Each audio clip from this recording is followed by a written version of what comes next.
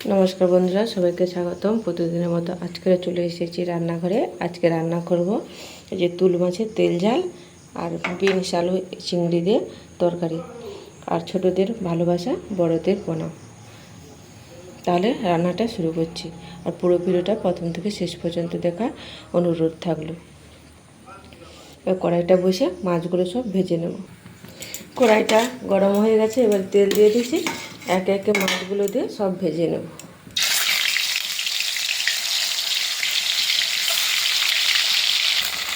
মাছগুলো আমার সব ভাজা হয়ে গেছে, এই যে কড়াই। এবারে তেল ঝালটা করবো, মাছগুলো তুলে নিই।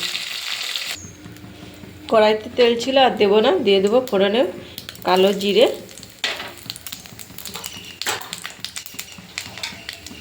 পেঁয়াজ কুচি,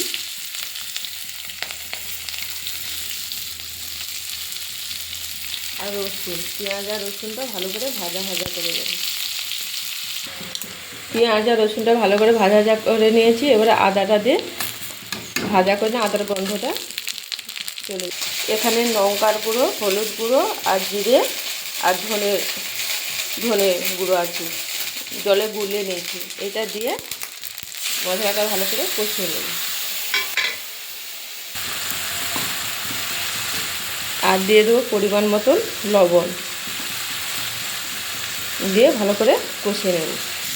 মশলাটা কষানো হয়ে গেছে, এই দেখুন মশলা থেকে তেল ছেড়ে গেছে। এবারে জল দিয়ে দেবো। এবারে ফুটে উঠলে মাছটা দিয়ে দেবো। ঝোলটা ফুটে গেছে, এবারে মাছগুলো দিয়ে দেবো, দিয়ে আরেকটু ফুটে নাম করে নেব। মাছের তেল ঝাল বলো আর ঝালই বলো, তুল মাছের ঝালটা হয়ে গেছে। এবারে নামে নিয়ে কড়াইটা ধুয়ে এই বিনস আলু চিংড়ির তরকারিটা করবো। এই মাছটা আপনারা কী বলেন কমেন্ট করে একটু জানান। এই যে মাছের মাথাটা দেখাচ্ছি, এই যে দেখেছেন তো, এই যে দেখাচ্ছি। এটা আমরা তুল মাছ বলে থাকি। কড়াইটা বসে দিয়েছি, তেলটা গরম হয়ে গেছে। দিয়ে দেবো 5 ফোড়ন, আর দিয়ে দেবো কেটে রাখা পেঁয়াজটা হালকা ভাজা করে নেব।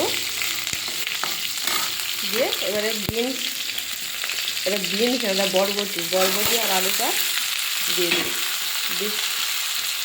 দিয়ে এখানে লঙ্কা, হলুদ আর লবণ দিয়ে দিচ্ছি। দিয়ে এবারে ভালো করে ভাজা করে নেব। এবারে ভেজে রাখা চিংড়িটাও দিয়ে দেবো, দিয়ে ভালো করে ভাজা করে নেব। সবজিটা এই যে ভাজা করে নিয়েছি। এবারে জল দিয়ে দেবো,